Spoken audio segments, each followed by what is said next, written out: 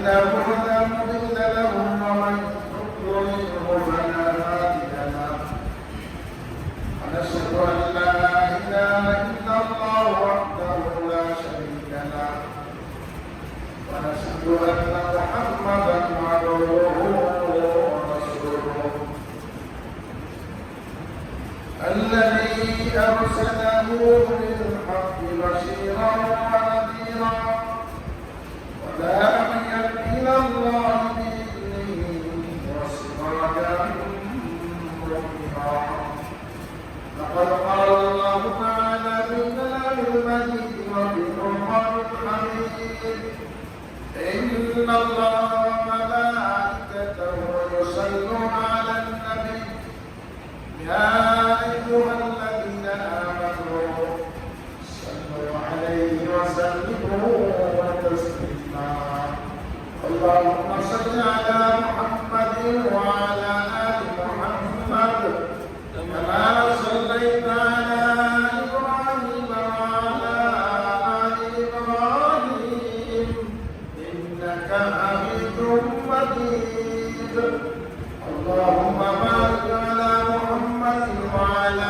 آل محمد كما باركت على إبراهيم وعلى آل إبراهيم إنك حميد مجيد اللهم صل على محمد وعلى آل محمد كما صليت على إبراهيم وعلى آل إبراهيم إنك حميد مجيد اللهم بارك على محمد وعلى آل محمد كما باركت على إبراهيم وعلى آل إبراهيم إنك حميد مجيد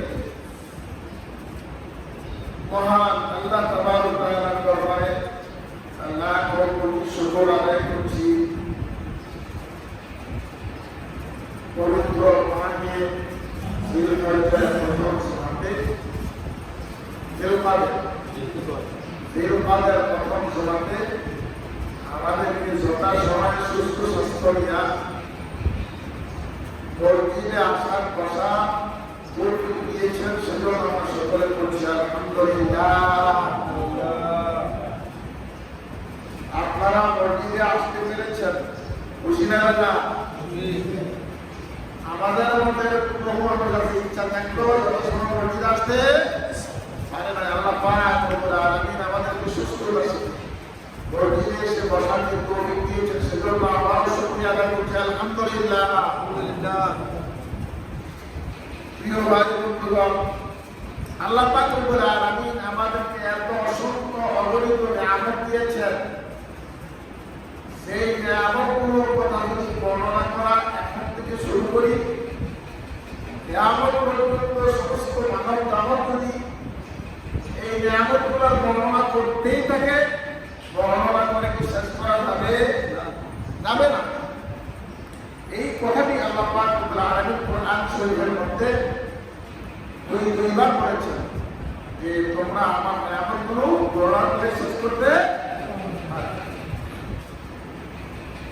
যাই হোক, আমরা যথাযথ আলোচনার দিকে আগামী ইনশাআল্লাহ। গত জোড়া আমি অসুস্থতার কারণে আসতে পারি নাই, আপনারা সকলে দোয়া করেছেন, আল্লাহ পাক রব্বুল আলামিন সুস্থ করে দিয়েছেন, এই সমাজে আসার তৌফিক দিয়েছেন। আমাদের মহতারাম হামিদ সাহেব, ইমাম সাহেব অসুস্থ, আল্লাহ পাক ওনাকে শিফা আজলা কামেলা কুলিয়া দান করে সেবা দেন। এবং আমাদের সমাজে অনেক লোক অসুস্থ আছে যাদের কথা জানি এবং যাদের কথা জানি না। আল্লাহ পাক সমস্ত বিমারীদের বিমারকে শিফা আজলা কামেলা কুলিয়া নসিব করে সেবা দেন। আল্লাহুম্মা আমিন। আমরা গত জুমার আগে জুমাতে আলোচনা যে পর্যায়ে শুনেছিলাম আপনাদের মনে আছে, আমরা বেলাওয়ার আলোচনা শক্তি দিয়ে একটা কথা সিদ্ধান্ত উপনীত হয়েছিলাম, পৃথিবীতে যত দ্বন্দ্ব সংগ্রাম চলছে সমস্ত দ্বন্দ্ব সংগ্রামগুলো বিভক্ত, একটা হলো হক, একটা হলো বাতিল, একটা হলো সঠিক, একটা হলো বেঠিক, একটা হলো ন্যায়, একটা হলো অন্যায়, একটা হলো ভালো, একটা হলো মন্দ। মন্দ কোনোদিন ভুলকে সহ্য করতে পারে না, অন্যায় কোনোদিন ন্যায়কে সহ্য করতে পারে না, বাতিল কোনোদিন হককে সহ্য করতে পারে না।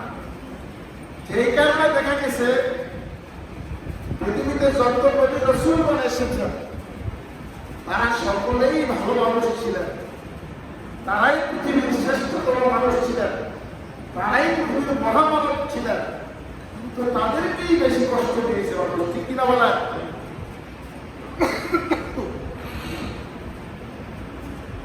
এই জন্য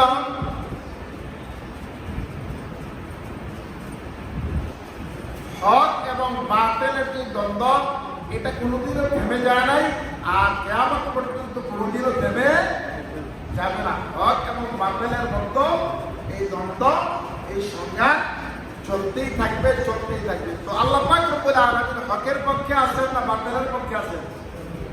আওয়াজ দিয়ে বলি, আল্লাহ পাক কি হকের পক্ষে না বাতিলের পক্ষে? হকের পক্ষে। সুতরাং বাতিলের পক্ষে যারা আছেন, কখনো কখনো তারা দুনিয়াতে বিজয়ী হয়ে গেল, দুনিয়ার দৃষ্টিভঙ্গিতে সাকসেসফুল হয়ে গেল, দুনিয়ার দৃষ্টিভঙ্গিতে সফলকাম হয়ে গেল, পরকালের চূড়ান্ত পর্যায়ে তারা ব্যর্থ হবে, পরকালের চূড়ান্ত পর্যায়ে তারা ক্ষতিগ্রস্ত হবে। আল্লাহ পাক রব্বুল আলামিন আমাদের সবাইকে সদা সর্বদা ন্যায়ের পক্ষে, হকের পক্ষে, ন্যায়ের সাথে হকের সাথে, ন্যায়ের উপরে হকের উপরে চলা তৌফিক দান করুন সবাই মিলে আল্লাহুম্মা আমিন। ন্যায়ের পক্ষে থাকার তৌফিক দান করুন সবাই মিলে আল্লাহুম্মা আমিন। সূরাতুল হাশরের 7 নম্বর আয়াতের একটা অংশে আল্লাহ পাক রব্বুল আলামিন ইমানদারগণকে, এখানে ইমানদারগণ উল্লেখ না করলেও এখানে আল্লাহ পাক রব্বুল আলামিন সাধারণভাবে তোমাদেরকে বলেছেন, আমা আতাকুমুর রাসূলু ফাখুযুহু আমা নাহাকুম আনহু ফান্তাহু। যে রাসূল সাল্লাল্লাহু আলাইহি ওয়াসাল্লাম তোমাদেরকে যা দান করেন, যা দেন, তা তোমরা গ্রহণ করো, আর যা থেকে তোমাদেরকে নিষেধ করেন, নিবৃত্ত করেন, বিরত রাখেন, তা থেকে তোমরা বিরত থাকো। এই আয়াতের ভিত্তিতে আমরা আজকে ইনশাআল্লাহ সামান্য কিছু আলোচনা শুনবো। আল্লাহ পাক রব্বুল আলামিন আমাকে আলোচনা করবা, আপনাদের শুনবার, এরই ভিত্তিতে আমাদের জীবনকে পরিচালনা করার তৌফিক আল্লাহ পাক আমাদের সবাইকে দান করুন। সবাই মিলে আল্লাহুম্মা আমিন। প্রিয় ভাই বন্ধুগণ, পৃথিবীতে আমাদেরকে আল্লাহ পাক যত নিয়ামত দিয়েছেন, এই নিয়ামতগুলোর মধ্য থেকে একটি শ্রেষ্ঠতম নিয়ামত হলো আমাদের ঈমান। সুবহানাল্লাহ। শ্রেষ্ঠতম নিয়ামত হলো আমাদের ঈমান। পৃথিবীতে যদি 800 কোটি মানুষ থেকে থাকে, ঈমানদার গণা দিলে কয়জন পাওয়া যাবে? খুবই নগণ্য। মুসলমান নামে হয়তো 1-150 কোটি মানুষ পাওয়া যাবে, আবার তাদের মধ্যে ঈমান বোঝার এমন বহু লোক আছে, আবার ঈমান বললো, ঈমান অনুযায়ী চলে না এমন বহু লোক আছে। এজন্য আমাদের যাদেরকে আল্লাহ পাক রব্বুল আলামিন ঈমানদার হিসাবে কবুল করেছেন, আমাদেরকে বিশাল বড় নিয়ামত দান করেছেন। সুবহানাল্লাহ। এই ঈমানটাকে আমরা বুঝে শুনে আমাদের জীবনে ধারণ করার এবং ঈমানের উপর চলার তৌফিক আল্লাহ পাক আমাদেরকে দান করে সবাই মিলে আল্লাহুম্মা আমিন। ঈমান শব্দটি হলো আরবি শব্দ। ঈমানের সাধারণ বাংলা হলো বিশ্বাস। ঈমানের সাধারণ বাংলা হলো কি? বিশ্বাস। শরীয়তের পরিভাষায় ঈমান, ঈমানের একটা সংজ্ঞা আছে, একটা পরিভাষা আছে। আমি সেই দিকে যাওয়ার আগে কিছু আলোচনা করি, যাতে করে আমরা বুঝতে পারি। ঈমান যে কথাটা আছে, এই কথাটা, এই শব্দটা, বিশ্বাস যে কথাটা আছে, এই কথাটা, বিশ্বাস শব্দটা দেখার সাথে কোনো জড়িত বস্তু নয়। দেখার সাথে এটা কোনো বিষয় নয়, দেখার সাথে সম্পর্কযুক্ত কোনো বিষয় নয়। ঈমান কথাটা, বিশ্বাস কথাটা এমন একটা জিনিসের সাথে জড়িত যেটা দেখা যায় না, দেখার কোনো সুযোগ নাই। যেটা দেখা যায় সেটা তো চাক্ষুষ, যেটা দেখা যায় সেটা কি চাক্ষুষ, সেটাকে বিশ্বাস করে বলার কোনো যুক্তিকতা নাই। এটা তো আমি আমার নিজের চোখে দেখতেছি। উদাহরণ দিয়ে বললে জিনিসটা একটু আপনাদেরকে বুঝতে ভালো হবে। মনে করুন আপনার বাড়িতে, আপনার ঘরে এমন কোনো মেহমান, এমন কোনো আত্মীয় স্বজন, এমন কোনো পরিচিত ব্যক্তি এসেছে, এসে বলছে আমাকে 10,000 টাকা ধার দেন, আমি 3 মাস পরে দিয়ে দিই। অথবা বলছে আমি একটা বিয়ের অনুষ্ঠানে যাব, আপনাদের যে কিছু গলার হার, কানের জিনিস আছে এগুলো দেন, বিয়ের অনুষ্ঠান থেকে সেই জিনিসগুলো দিয়ে দিব। এখন ওই লোকটা এই জিনিসগুলো ফেরত দিবে কি দিবে না এটা আপনি জানেন, বলেন, এটা আপনি জানেন।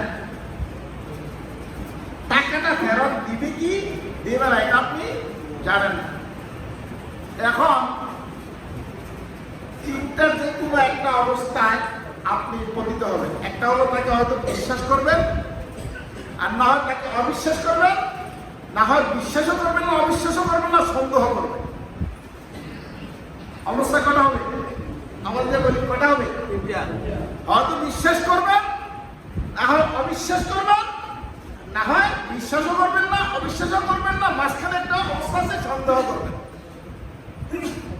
এখন যেহেতু সে বলছে আমাকে টাকাটা ফেরত দিব অথবা জিনিসপত্রগুলো ফেরত দেবে, এটা আমি জানি না, জানার কোনো ব্যবস্থা মাধ্যম, তার মনের কোনো খবর আমি জানি না, তার মনের অবস্থার সাথে আমার কোনো দেখার সাথে কোনো সম্পর্ক নাই।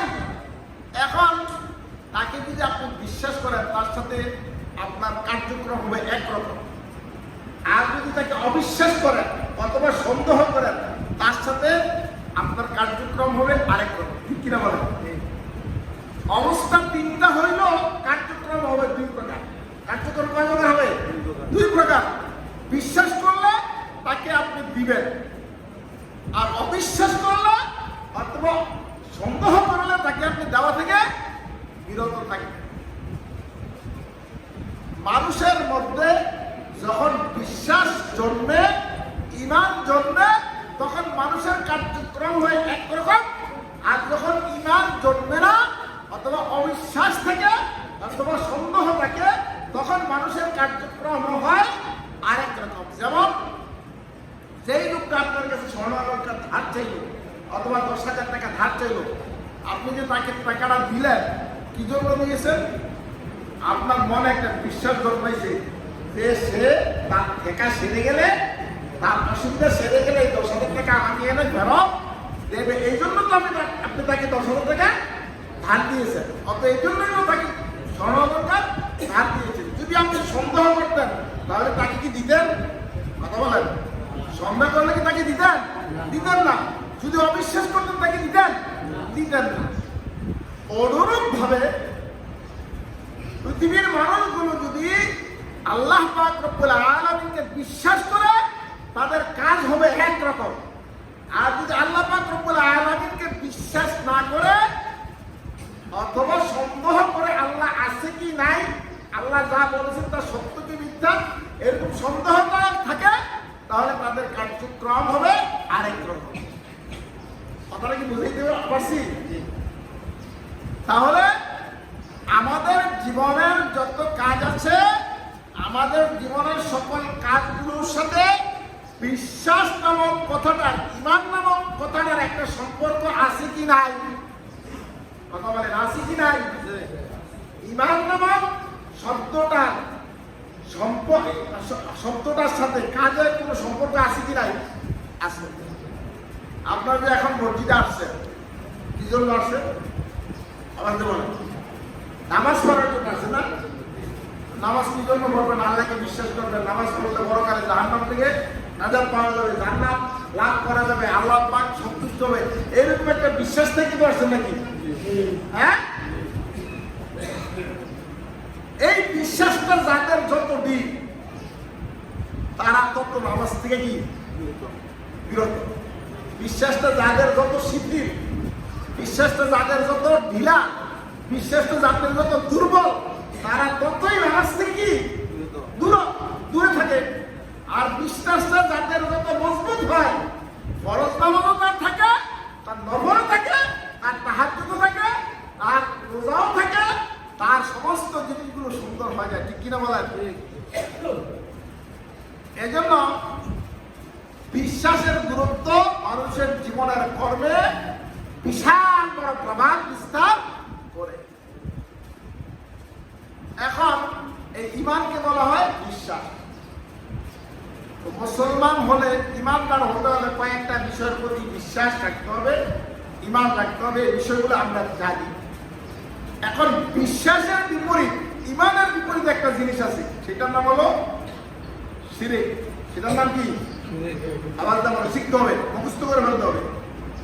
আপনার হজ আছে, যাকাত আছে, নামাজ আছে, রোজা আছে, কালিমা আছে, তেলাওয়াত আছে, দান আছে, সদকা আছে, সব আছে। পুরো জীবনটা আমাকে বলে রাখছেন। ঈমানের ভিতরে একটা শিরক ঢুকছে, বড়কাল কিছু পাওয়া যাবে না। বুঝতে পারেন নাই? ঈমানের ভিতরে একটা শিরক ঢুকছে, বড়কালে কিছু পাওয়া যাবে? ইন্নাহু মান ইউশরিক বিল্লাহি ফাকাদ হারামাল্লাহু আলাইহিল জান্নাহ।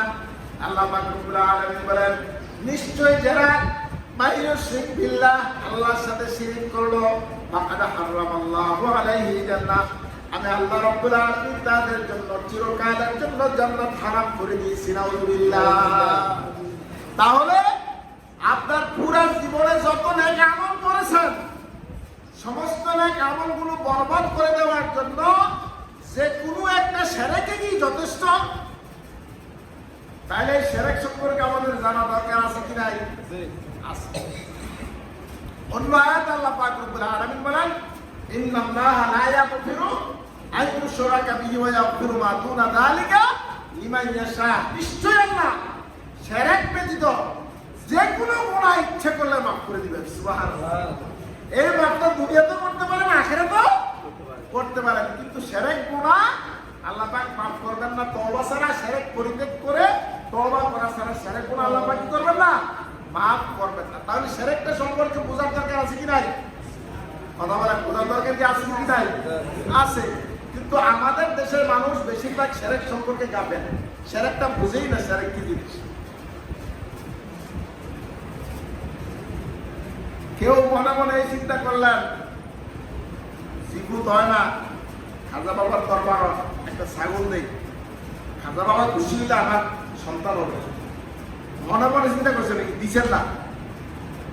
মনে মনে কি করছেন? চিন্তা করছেন। এরকম চিন্তা করেন না মানুষ আমাদের সমাজে আছে কি নাই? একটা আওয়াজ দিবে, দুর্বল হয়ে গেছে। মনে মনে এরকম চিন্তা করে মানুষ আমাদের সমাজে, আমাদের দেশে আছে কি নাই? আসলে দেওয়ার ক্ষমতা কার? আল্লাহ। আপনার অন্তরে একমাত্র এই বিশ্বাসই থাকতে হবে, একমাত্র আল্লাহই দিতে পারে, আল্লাহ না দিলে আর কেউ দিতে পারে না। আর আল্লাহ দিলে কেউ বাধা দিয়েও রাখতে পারে না। রাসূল আকরাম সাল্লাল্লাহু আলাইহি ওয়াসাল্লাম আমাদেরকে শিক্ষা দিয়েছেন, আল্লাহুম্মা লা মানিআ লিমা আ'তাইতা ওয়া লা মু'তিয়া লিমা মানা'তা। সুবহানাল্লাহ বলি। দোয়া শিখিয়েছেন আল্লাহ রাসূল সাল্লাল্লাহু আলাইহি ওয়াসাল্লাম, আল্লাহুম্মা লা মানিআ লিমা আ'তাইতা, হে আল্লাহ তুমি যেটা দিবা এটা দেওয়া থেকে বিরত রাখার ক্ষমতা কারো নাই। ওয়া লা মু'তিয়া লিমা মানা'তা, আর তুমি যেটা দিবা না, তুমি যেটা দিবা এটা দেওয়ার না দেওয়ার ক্ষমতা দেওয়ার কারণ নাই, আর তুমি যেটা দিবা না সেটা দেওয়ার ক্ষমতা কারো নাই। তাহলে মনে মনে যদি এরকম চিন্তা থাকে, তাহলে আপনার ঈমান কি সঠিক আছে না শিরক ঢুকছে? হ্যাঁ, বারাল্লা মাজার আমার বাড়ির পাশে, বারাল্লা মাজার আছে না? পশ্চিমে আমার বরাবর মাজার আছে, মাজার আছে না? যদি একটা বড় মোরগ দেই, বড় একটা খাসি দেই, বড় একটা গরু দেই, তাহলে আমার মকসুদা পূর্ণ হবে। এরকম চিন্তা চেতনা এরকম মন মানসিকতাওয়ালা মানুষ আমাদের সমাজে আছে কি নাই? এই জিনিসটার নাম সেরেক। এই জিনিসটার নাম কি? সেরেক। কথা বলেন না কেন? এই জিনিসটার নাম কি? সেরেক। একমাত্র দেওয়ার ক্ষমতা কার আছে? আল্লাহ। এখন সেরেকটা হলো সরাসরি ঈমানের বিপরীত। সেরেকটা হলো কি? কথা বলেন। সেরেকটা হলো ঈমানের বিপরীত। ঈমানটা হলো সেরেকের বিপরীত। আগুন যেমন পানির বিপরীত, পানি যেমন আগুনের বিপরীত, একটা ঢুকলে আরেকটা থাকতে পারে না। একটা ঢুকলে আরেকটা থাকতে পারে না। যার অন্তরে ঈমান ঢুকেছে তার অন্তর থেকে শিরক বের হয়ে যেতে হবে। আর যার অন্তরে শিরক ঢুকেছে ঈমানকে আর ধরে রাখা যাবে না, এটা অটোমেটিক কি হয়ে যাবে? অন্তর থেকে বের হয়ে যাবে। এই ধরনের যে অন্তরটাকে শিরক মুক্ত আমরা সকলে করতে চাই তো? করতে চাই। এজন্য আমরা কালেমা শরীফে বলছি কি লা ইলাহা ইল্লাল্লাহু মুহাম্মাদুর রাসূলুল্লাহ। কালেমার অর্থ করতে গিয়ে আমরা অনেকে একটু সাধারণভাবে এটা ধর্মীয় ব্যাখ্যা করি। কালেমার অর্থ কি? এটা ধর্মীয় ব্যাখ্যা করি। লা ইলাহা ইল্লাল্লাহ, আল্লাহ ছাড়া আর কোনো উপাস্য নাই। আল্লাহ ছাড়া আর কোনো উপাস্য নাই। মুহাম্মাদুর রাসূলুল্লাহ সাল্লাল্লাহু আলাইহি ওয়াসাল্লাম আল্লাহর রাসূল, পাঠানো প্রেরিত রাসূল। আসলে এই কালেমার ভিতরে মূল কথা যেটা বলা হয় সেই কথাটা আমরা অনেকে না বোঝার কারণে ইসলাম সম্পর্কে আমাদের মধ্যে অনেক বিভ্রান্তি রয়েছে। কালেমা লা ইলাহা, ইলাহ শব্দের আবিধানিক কমপক্ষে 17টা অর্থ আছে। সুবহানাল্লাহ। ইলাহ শব্দের আবিধানিক কমপক্ষে কয়টা অর্থ আছে? 17টা আছে অর্থ। আর কোরআন শরীফে ইলাহের শব্দের 100 অর্থ আছে। সুবহানাল্লাহ। কয় শত? 100। হাদিস শরীফে আরো কিছু বানাইয়া ইলাহ শব্দের অর্থ করা হয়েছে। সুবহানাল্লাহ। আমরা আল্লাহ পাক রব্বুল আলামিনকে রহমান নামে চিনি। রহমান নামে চিনি না? রাহিম নামে চিনি, চিনি না? আল্লাহর কতটা নাম?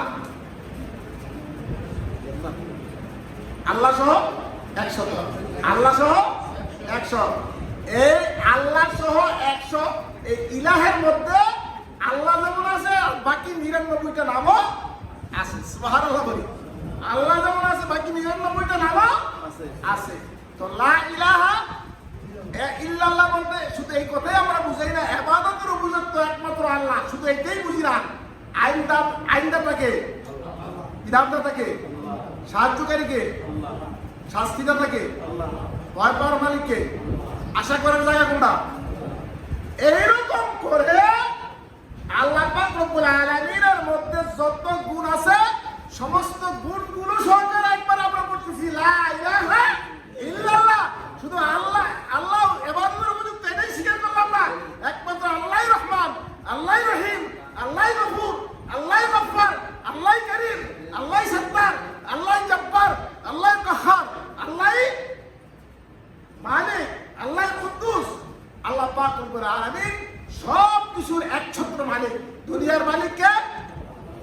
আখিরাতের মালিক কে? আল্লাহ। এই কথাটা লা ইলাহা ইল্লাল্লাহ পরে আমরা কি করছি?